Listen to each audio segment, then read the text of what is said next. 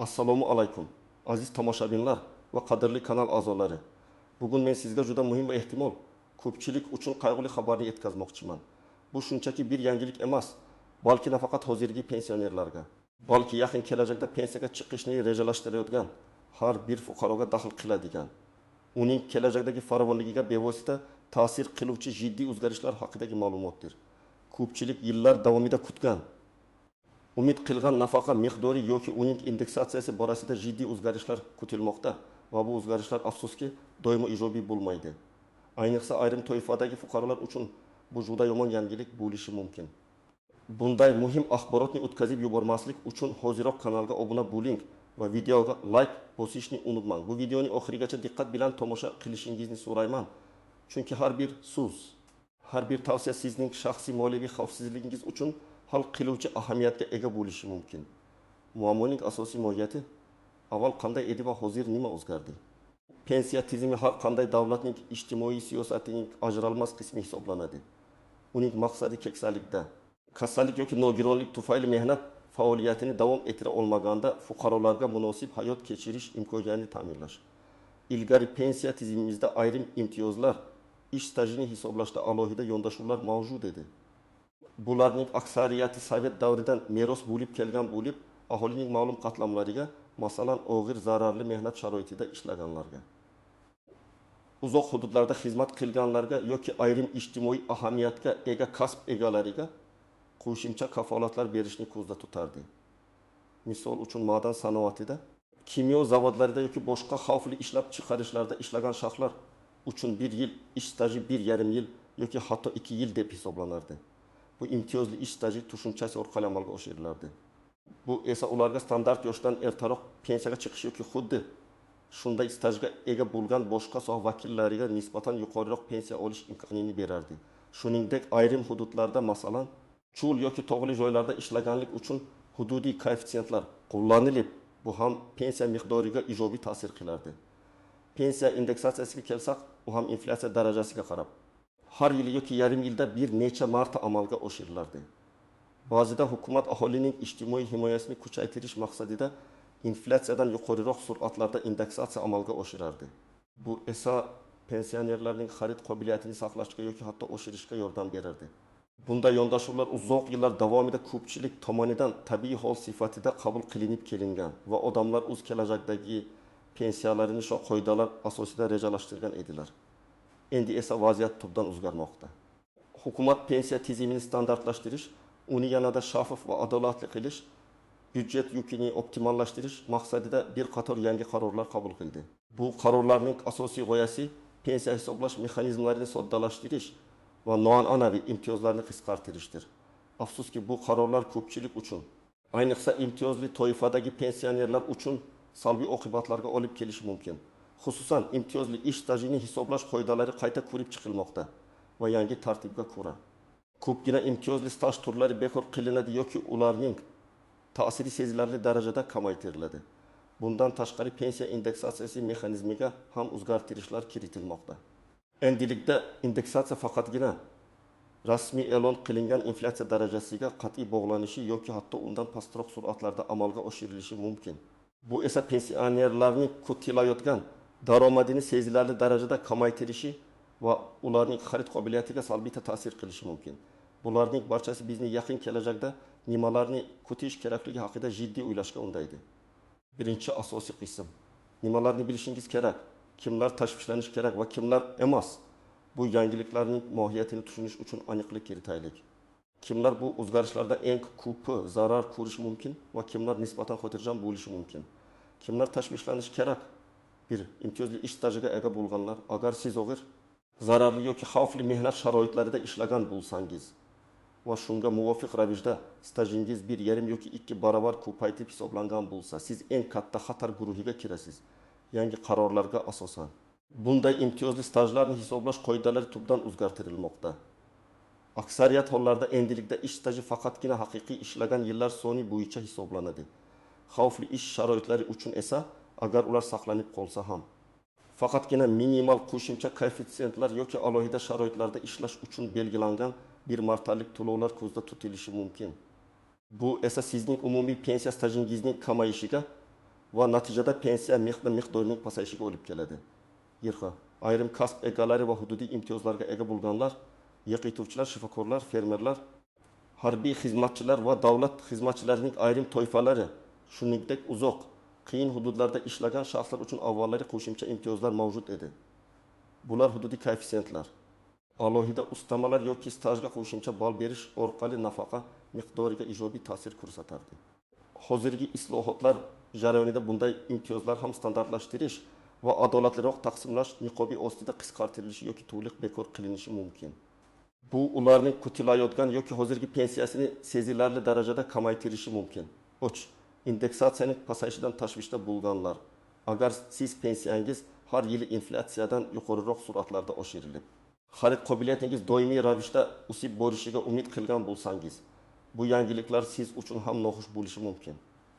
Yangi indeksatsiya formulasi rasmiy inflyatsiya darajasiga qat'iy bog'lanadi va endilikda ijtimoiy himoya maqsadidagi qo'shimcha oshirishlar kamaytirilishi yoki to'liq bekor qilinishi mumkin. Bu esa sizning real daromadingiz o'sish sur'atini sekinlashtiradi. 4. Agar siz yaqin kelajakda pensiyaga chiqishni rejalashtirayotgan bo'lsangiz, sizning pensiyangiz avvalgi qoidalar bo'yicha emas, balki yangi ehtimol unchalik foydali bo'lmagan qoidalar asosida hisoblanadi. Bu ayniqsa pensiya hisoblashda eng yaxshi ish haqi davrini tanlash qoidalariga tegishli bo'lishi mumkin. Masalan, ilgari eng yaxshi 5 yil uchun ish haqi olinishi mumkin bo'lsa, endi bu muddat 6 yilgacha yoki hatto butun mehnat staji davomidagi ish haqining o'rtacha miqdorigacha uzaytirilishi mumkin. Bu o'z navbatida pensiya miqdorining pasayishiga olib kelishi ehtimoli juda yuqori. Kimlar unchalik tashvishlanmasligi kerak? Minimal pensiya oluvchilar. Agar sizning pensiyangiz shundoq ham minimal darajada bo'lsa, ehtimol siz bu o'zgarishlardan unchalik katta zarar ko'rmaysiz. Hukumat odatda minimal pensiya miqdorini ijtimoiy himoya sifatida saqlab qolishga va hatto oshirishga harakat qiladi. Bunday hollarda hatto yangi hisoblash qoidalari sizning pensiyangizni pasaytirsa ham, u belgilangan minimal darajadan pastga tushmaydi. Standart qoidalar bo'yicha pensiya hisoblanganlar.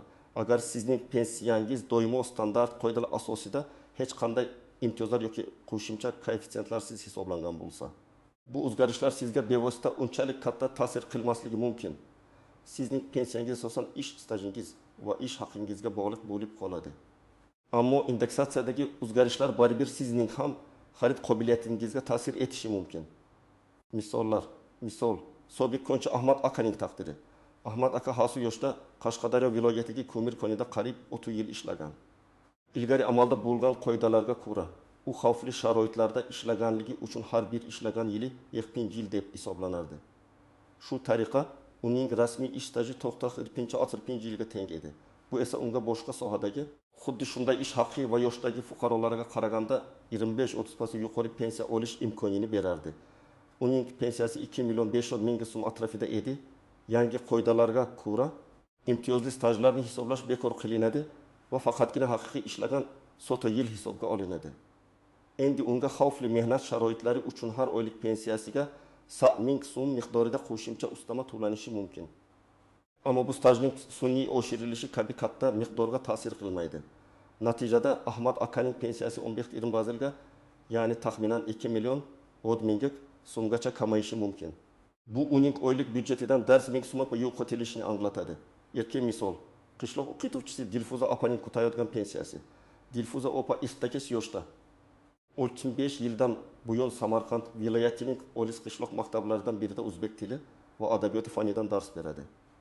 Amaldagi qonunchilikda qishloq joylarda uzoq yillar ishlagan o'qituvchilarga stajga qo'shimcha ravishda koeffitsiyentlar qo'llash yoki alohida ustamalar berish tartibi mavjud edi. Bu Dilfuza opaning pensiyasini taxminan 8 million so'm atrofida bo'lishini taxmin qilishga asos berardi. Yangi tartibga ko'ra esa bunday hududiy yoki kasbiy imtiyozlar standartlashtiriladi yoki butunlay bekor qilinadi. Bunday holatda Dilfuza opaning pensiyasi uning haqiqiy ish staji va ish haqi asosida hisoblanadi va hech qanday qo'shimcha koeffitsiyentlar qo'llanilmaydi. Bu esa uning kutilayotgan pensiya miqdorini oribdirazga, ya'ni taxminan 1 million so'mgacha kamaytirishi mumkin. Misol, indeksatsiyadan aziyat chekuvchi Gulasal buvi. Gulasal buvi havun yoshda. Hozirda 1.5 million so'm pensiya oladi. Yutgan bir necha yil davomida davlatning ijtimoiy siyosati doirasida. Pensiyalar rasmiy inflyatsiya darajasidan Masalan, umar yuqoriroq sur'atlarda masalan nunixi 15 xil oshirib kelingan edi. Bu global buvining xarid qobiliyatini saqlash va hatto oshirishga yordam bergan. Yangi indeksatsiya formulasi esa rasmiy inflyatsiya darajasiga masalan to'qati bog'lanishini ko'zda tutadi. Bu holda global buvining pensiyasi faqat to'qilimga oshiriladi. Bu esa u avvalgidek qo'shimcha ijtimoiy o'sishni olmaydi degani. Agar inflyatsiya real hayotda to'g'ri pazildan yuqori bo'lsa, uning xarid qobiliyatining real o'sishi sekinlashadi yoki hatto kamayadi. Masalan, 5 million so'mlik pensiya asod 5 ming so'mga oshadi, avvalgidek asod 5 ming so'm emas. Bu oylik 35 ming so'm farqini tashkil etadi. Bu esa yil davomida salmoqli summaga aylanadi. Ikkinchi asosiy qism qoidalardan istisnolar, xatarlar va ochiq oydin bo'lmagan jihatlar pensiya tizimi murakkab mexanizm bo'lib, har bir o'zgarishning o'ziga xos istisnolari, kutilmagan xatarlari va dastlab ochiq oydin bo'lmagan jihatlari mavjud. Bularni bilish sizga to'g'ri qaror qabul qilishda yordam beradi. Istisnolar ma'lum bir imtiyozli toifalar uchun saqlanib qoladigan imtiyozlar. Hukumat odatda ijtimoiy himoyaga alohida e'tibor qaratadi.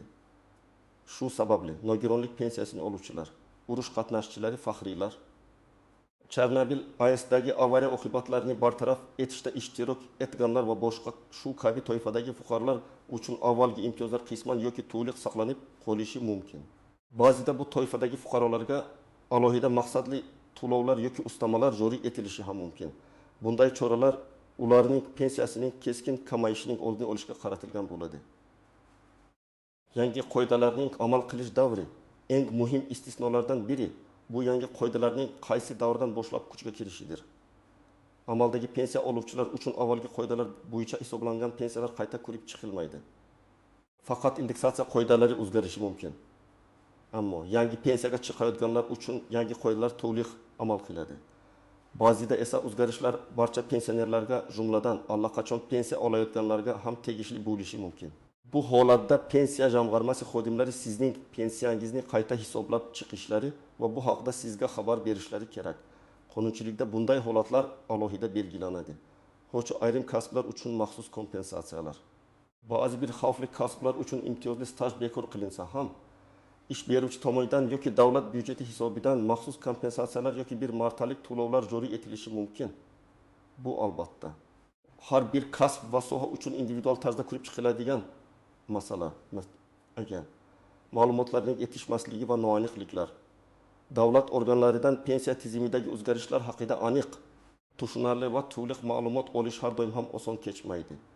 Ko'pincha turli manbalarda qarama-qarshi ma'lumotlar tarqalib, aholi orasida sarosima va tushunmovchiliklarni keltirib chiqaradi. Bu esa pensiyalarning o'z huquqlarini to'liq anglab yetishiga to'sqinlik qiladi. Bürokratik to'siqlar va muammolar, pensiya fondiga murojaat qilganda uzoq navbatlar, hujjatlarni to'plashdagi qiyinchiliklar, mas'ul xodimlarning o'zgarishlar haqida to'liq ma'lumotga ega bo'lmasligi kabi bürokratik to'siqlarga duch kelishingiz mumkin. Bularning barchasi sizning masalangizni hal qilish jarayonini cho'zib yuboradi va nerv toliqishiga olib kelishi mumkin. Avtomatik qayta hisob kitoblardagi xatoliklar, tizim katta miqdoridagi ma'lumotlarni qayta ishlashga moslashgan bo'lsa-da, inson omili yoki texnik nosozliklar tufayli pensiyalarning avtomatik qayta hisob kitobida xatoliklar yuzaga kelishi mumkin. Bu esa sizga hech qilmagan pensiya to'lanishiga olib kelishi mumkin. 4. Imtiyozlarni yo'qotishdan qo'rqish. Ayrim pensionerlar o'zlarining imtiyozli maqomini yo'qotishdan qo'rqib, pensiya jamg'armasiga murojaat qilishdan yoki o'z pensiyalari haqidagi ma'lumotlarni aniqlashtirishdan tortinishi mumkin. Bu esa ularning huquqlarini himoya qila olmasliklariga olib keladi. Tizimning uzoq muddatli adolatliligi. Yangi tizim adolatliroq bo'lishi kerakligi aytilmoqda, ammo bu adolat kim uchun? Agar bu keng qamrovli imtiyozlarni qisqartirish evaziga bo'lsa, bu uzoq muddatda hamma uchun foydali bo'ladimi? Bu ayniqsa avvalgi imtiyozlardan foydalanganlarga nisbatan adolatli tuyulmasligi mumkin. Ma'lumotlar bazalarining integratsiyasi. Pensiya jamg'armasining turli davlat organlari, masalan, Mehnat vazirligi, Davlat statistika qo'mitasi bilan ma'lumotlar bazalarining integratsiyasi qay darajada? Agar bu integratsiya to'liq va samarali bo'lmasa, bu staj va ish haqi to'g'risidagi ma'lumotlarning noaniqligiga hisoblashda jiddiy muammolarni keltirib chiqaradi. Yangi tizimning moliyaviy barqarorligi. Pensiya tizimidagi o'zgarishlar ko'pincha uning moliyaviy barqarorligini ta'minlash maqsadida amalga oshiriladi. Ammo bu o'zgarishlar uzoq muddatda qanday natija beradi? Aholining keksayishi va ishchi kuchining kamayishi sharoitida yangi tizim pensiya to'lovlarini kafolatlay oladimi? Bu savollarning javobi hali noaniq, cho'q rejali va rejasiz tekshiruvlar. Ba'zida pensiya jamg'armasi tomonidan pensionerlarning hujjatlarida xatolar topish maqsadida rejali yoki rejasiz tekshiruvlar o'tkazilishi mumkin. Bunday tekshiruvlar natijasida hatto oldin to'g'ri hisoblangan pensiyalar ham qayta ko'rib chiqilib, to'lovlar to'xtatilishi yoki qisqartirilishi mumkin. Amaliy maslahatlar: tomoshabin nima qilish kerak? Hurmatli pensionerlar va yaqin kelajakda pensiyaga chiqishni rejalashtirayotganlar, vahima qilish kerak emas. Balki aniq va maqsadli harakat qilish lozim. Sizning kelajakdagi moliyaviy farovonligingizga ta'sir etuvchi bu o'zgarishlar sharoitida quyidagi amaliy qadamlarni bajarish tavsiya etiladi. Hujjatlaringizni tartibga soling va to'plang. Mehnat daftarchangizni yoki elektron mehnat daftarchangizni sinchiklab ko'rib chiqing, ishga kirish va chiqish sanasi to'g'ri yozilganiga ishonch hosil qiling. Agar biron bir yozuvda noaniqligi xato bo'lsa, darhovcha o'sha korxonaning arxivi yoki tuman shahar arxivlariga murojaat qilib, zarur ma'lumotlarni to'g'rilang yoki tasdiqlovchi hujjatlar oling. Ish haqingiz to'g'risidagi ma'lumotlarni yig'ing. Pensiya hisoblashda eng muhim omillardan biri bu ish haqidir. Agar sizning mehnat faoliyatingiz 24 yilgacha bo'lgan davrni o'z ichiga olsa, o'sha davrdagi ish haqingiz to'g'risidagi ma'lumotlarni korxonangizning buxgalteriyasi yoki arxividan olishingiz zarur. Bu ma'lumotlar odatda yordamchi ma'lumotnoma shaklida taqdim etiladi. Keyingi yillar uchun esa pensiya jamg'armasining o'zida mavjud bo'lgan individual hisob raqamlaringizdagi ma'lumotlar asos qilib olinadi. Bu video haqida fikrlaringizni izohlarda yozib qoldiring. Sizningcha bu o'zgarishlar adolatlimi? Sizga bu yangiliklar qanday ta'sir qiladi? Boshqa pensionerlarga yordam berish uchun videoga like bosing va kanalimizga obuna bo'lishni unutmang. Toki biz bunday muhim mavzularni birgalikda o'rganishda, sizning huquqlaringizni himoya qilishda va foydali ma'lumotlarni ulashishda davom etaylik. E'tiboringiz uchun rahmat. Sog' salomat bo'ling.